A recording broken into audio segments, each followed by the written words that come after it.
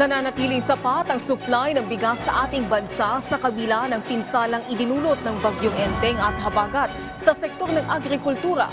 Ayon sa Department of Agriculture, aabot sa 360 million pesos ang nasira sa produksyon ng palay, mais at gulay sa Central Luzon, Bicol, Western Visayas at Eastern Visayas.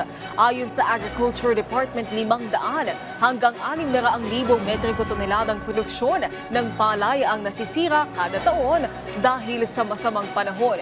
Pero kahit hindi pa tuluyang nagsisimula ang La Nina phenomenon, umaabot na sa halos 400,000 metriko toneladang produksyon ng palay ang napinsala. Pero wala aning dapat ipangamba dahil nananatiling matatag ang supply ng bigas.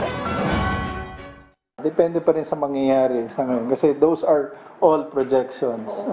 Right now naman, we're still on track. In terms of volume na meron tayo, there's no reason na matakot tayo because there's enough supply. So enough supply ng bigas. Coming from the local production and importation.